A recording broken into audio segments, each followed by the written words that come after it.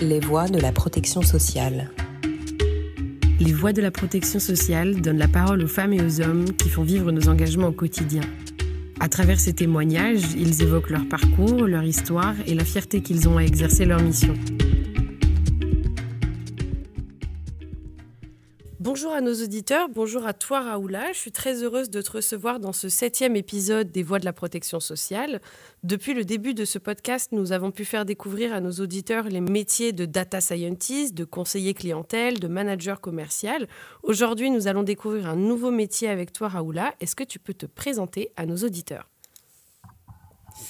Tout d'abord, merci Ariane d'avoir pensé à moi pour ce métier-là.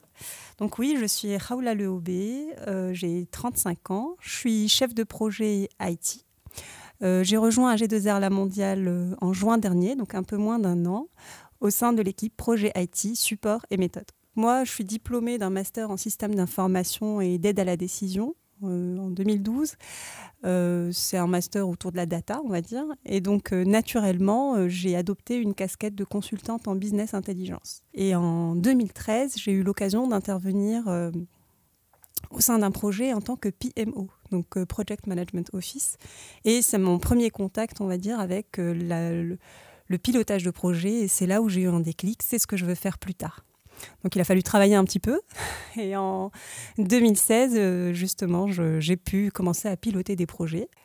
J'ai démarré avec des tout petits projets et puis au fil des années, on m'a fait confiance et on m'a confié des plus gros projets jusqu'à animer un schéma directeur pour un grand groupe dans le monde du retail et de la logistique et mettre en place un POS, plan d'occupation du sol. Donc, très enrichissant et très concret, avec un flux tendu. Donc aujourd'hui, j'ai rejoint AG2R La Mondiale pour animer un projet pareil, très concret et très intéressant. C'est le projet Espace bénéficiaire d'essai. Qu'est-ce que c'est ? On est tous malheureusement concernés par une perte d'une personne. Quand un de nos assurés décède, nous devons contacter ces bénéficiaires pour leur verser une rente. Donc ces bénéficiaires doivent s'identifier avec un certain nombre de pièces. Et donc aujourd'hui, ce parcours, il est fait soit par courrier, soit par email. Et on veut leur proposer un parcours digital pour que la collecte se fasse via ce canal. Donc d'abord, il y a un premier apport qui est celui d'être dans l'air du temps et de proposer quelque chose de plus efficace. Mais derrière, il y a aussi plusieurs apports pour nos métiers, pour nos gestionnaires, puisque quand on va faire de la collecte de documents, on peut simplifier les échanges, voire les réduire en contrôlant la qualité des documents via de l'intelligence documentaire, en digitalisant les formulaires qu'on leur réclame. C'est-à-dire aujourd'hui, ils doivent recevoir des annexes, les compléter manuellement, les scanner, les charger. Demain, avec l'espace bénéficiaire, ils peuvent tout simplement renseigner un formulaire web, le signer électroniquement et le charger au niveau de cet espace. Donc, je l'espère, beaucoup de gains pour le métier, une belle image pour nos bénéficiaires et une belle expérience aussi pour nos bénéficiaires. Donc des projets à finalité très concrète finalement. Est-ce que tu peux nous expliquer un peu du coup quelles sont tes missions, quel est ton quotidien, une journée type presque en tant que chef de projet ? Alors un chef de projet, je dirais, c'est un chef d'orchestre, c'est-à-dire réussir à coordonner les équipes entre elles pour tenir un jalon, tenir un budget. Mais c'est aussi un pompier, puisque les projets ne sont jamais des longs fleuves tranquilles. Il y a souvent des surprises, des fois des mauvaises surprises, des challenges à relever. Et donc le chef de projet va justement animer tous les ateliers nécessaires, tous les points nécessaires, toutes les task force nécessaires pour débloquer ces points et arriver à fédérer et atteindre l'objectif commun qui est celui de livrer un outil en temps et en heure et avec tous les apports associés. Alors j'imagine que c'est un métier qui demande, tu l'as dit, de l'organisation, mais aussi je pense une aisance relationnelle.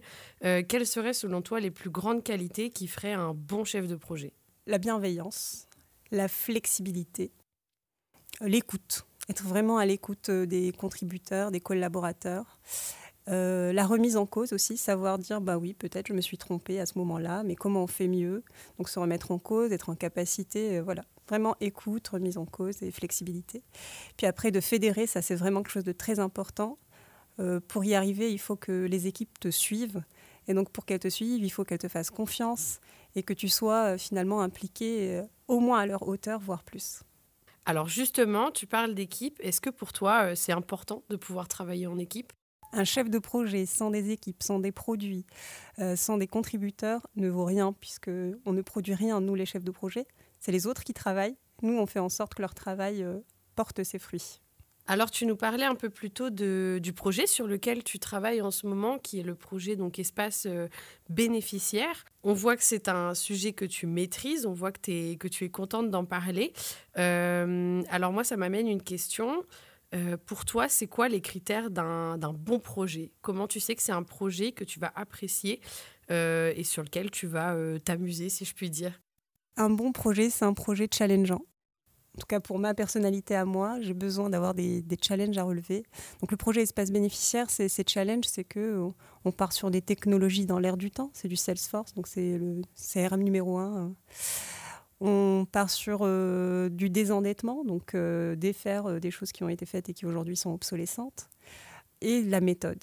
Donc, ça, c'est plutôt pas lié qu'à mon projet, hein. C'est lié vraiment à AG2R La Mondiale, à la plateformisation et à la transformation qu'on est en train de mener.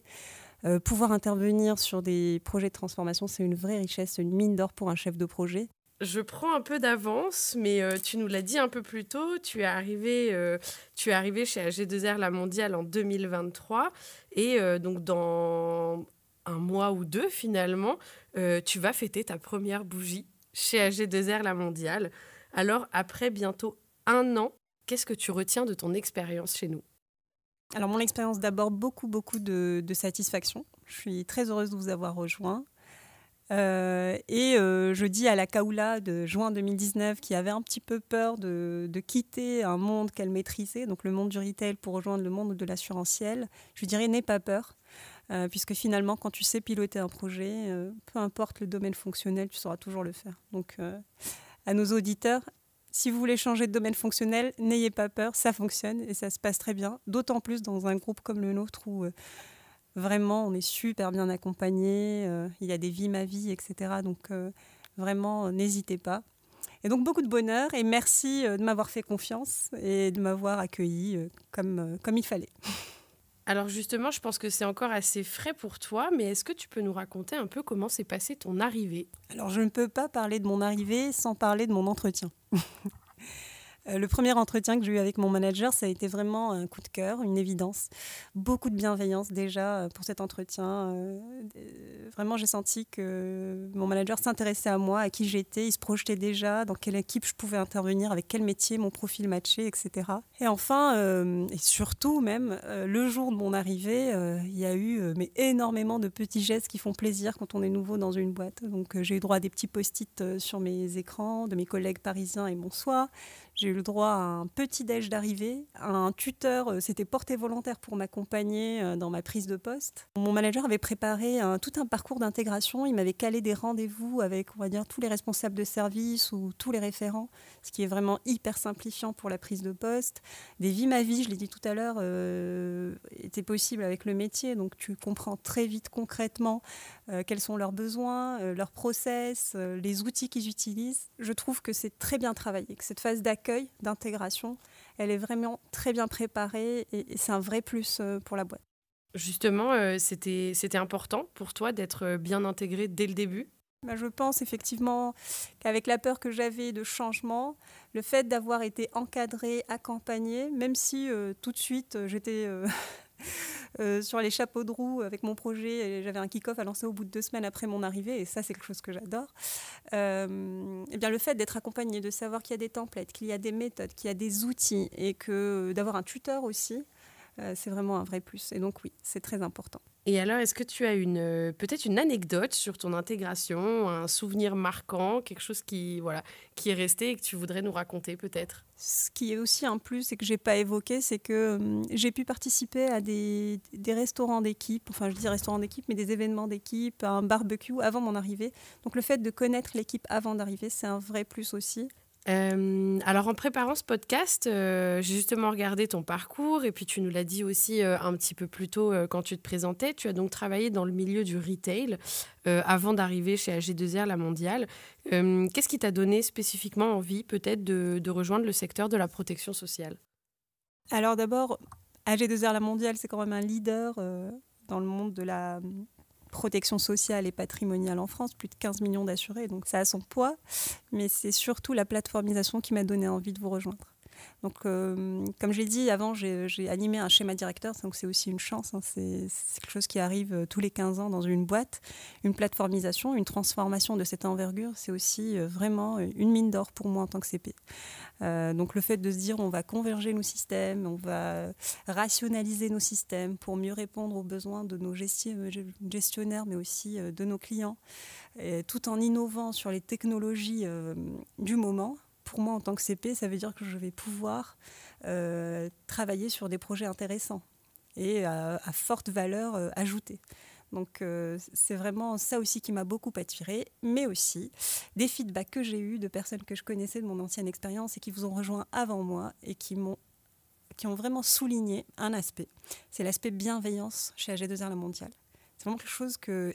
Et je ne mesurais pas à quel point ils avaient raison de souligner cet aspect bienveillance. C'est en le vivant que moi aussi, je me suis dit c'est incroyable.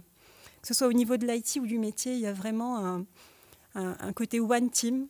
Dans la vie de tous les jours d'un chef de projet, c'est un vrai plus de pouvoir travailler main dans la main avec l'ensemble des contributeurs. Est-ce que tu te projettes déjà sur la suite ? Parce que là, forcément, tu as ton projet qui est en cours. Mais est-ce que tu te projettes sur la suite ? Comment tu imagines potentiellement la suite de ton parcours dans les années à venir ? Je viens d'arriver, moins d'un an. Donc je sais que pour les quelques années à venir, les proches années à venir en tout cas, j'ai envie de continuer à piloter des super projets comme les projets que j'anime aujourd'hui. Et je sais aussi que je ne voudrais pas quitter le pilotage de projet. C'est-à-dire que je pourrais faire du pilotage de projet, mais à différents niveaux. Ça peut être de la direction de projet, etc. En tout cas, ce qui restera important pour moi, c'est de pouvoir contribuer et participer à des projets à forte valeur ajoutée et d'envergure. Je te remercie, Raoula, en tout cas, d'avoir partagé avec nous ton parcours. Avant de conclure cet échange, je t'ai demandé de réfléchir à quelque chose, à un objet, une musique, un livre dont tu aimerais peut-être nous parler, qui représente quelque chose pour toi. Donc, je te laisse la parole. Qu'est-ce que tu nous as ramené aujourd'hui ? Alors moi, j'ai pensé plutôt à un lieu. Et ce lieu, c'est le Pouliguen. Est-ce que tu connais, Ariane ? Pas du tout. Eh bien, tu fais partie des beaucoup de personnes que je connais et qui ne connaissent pas le Pouliguen. Et en fait, le Pouliguen, c'est ma ville de cœur. Ça fait 14 ans que mes étés commencent ou finissent par le Pouliguen. Mon conjoint, en fait, il va tous les étés depuis qu'il a 5 ans et m'a fait découvrir cette jolie commune balnéaire. Pour moi, c'est synonyme de quiétude. Bon, déjà, c'est synonyme de vacances d'été, mais c'est aussi synonyme de quiétude, de bons moments en famille, de bonnes... Moi, je suis quelqu'un de très gourmand, donc de bien manger. Il y a le marché et on peut tous les jours manger des choses différentes, mais très, très bonnes. Et puis de sucreries, puisque le soir, c'est glace, niniche... barbe à papa. Donc voilà, je voulais partager avec vous ce lieu qui m'est cher. Normalement, après ça, on voit une vague de tourisme arriver au Pouliguen. En tout cas, merci Raoula pour ce partage. Cela marque la fin de notre podcast. Je te remercie à nouveau pour ce moment passé ensemble. Je te souhaite également un joyeux anniversaire en avance. Et surtout, je remercie nos auditeurs pour leur écoute et je vous donne rendez-vous très bientôt pour un prochain épisode des Voix de la protection sociale. Merci Ariane pour l'accueil, pour l'échange et merci à nos auditeurs. Merci de nous avoir écoutés et à bientôt pour un prochain épisode.